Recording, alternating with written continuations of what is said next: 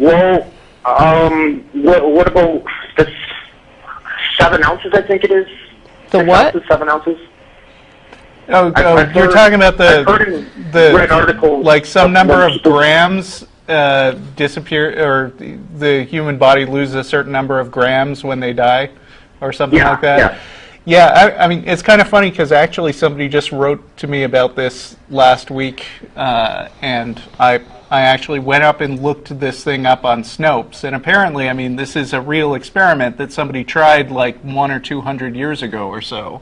But people, people who have come in after him and looked at how he did the study and compared it, like done it with proper experimental controls, found out that there were things that he was doing wrong, which accounted for the lost weight. I think that I can't remember exactly what it is, but but you said you found it on Snopes, right? Yeah. So he can look this Snopes up. Look up. I think it's 21 grams, isn't it? I think it's something like that. But I mean, it was something like the bodies that he was studying. There were a small number of them, and they were all stored in cold conditions, which bodies generally are, and they lost moisture that way. And then he compared it to doing a study on dogs under the principle that dogs don't have a soul, but then the dogs weren't stored in the same way as the people. So, I mean, it's interesting that, this sounds very convincing because it's in kind of a scientific framework, but if you're going to make a scientific style argument that there's a soul, then you have to be willing to accept the kind of scientific criticism which is routine. Well, but I would also add, if this spirit is physical, which it would have to be in order to account for actual measurable weight, then it should be identifiable physically, shouldn't it? Well, because I'm a born-again Christian, I'm not like an atypical Christian who denies like certain facts. Like, I totally know the world has been in existence for 4 billion years, not just 6,000 years. Well, no, I guess what I'm trying to, excuse me, what I'm trying to ask is, if a person did lose weight after they died, wouldn't that indicate that whatever was lost was physical? Because physical mass has weight, correct? Yeah. So in that case, the person would be describing the soul as a physical thing, right? Mm-hmm.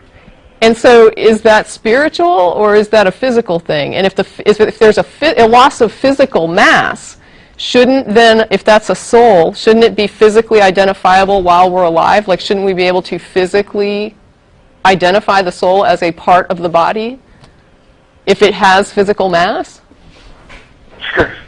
Yeah, that's okay. That's a good strong point. I guess when we ask what are the reasons you believe, going at it from a scientific point of view is kind of a good thing to do, and it's not because science is something we automatically trust, or science is our religion, like I was saying earlier. That's not the case. It's just that science is kind of an attempt by humans to sort of admit that we are all fallible. And that, like Tracy was saying, the things that we believe, even if we really, really believe them, aren't always true. And so, we ask ourselves the question, I know I'm capable of error, so how would I go about finding out for sure, coming up with some kind of verification?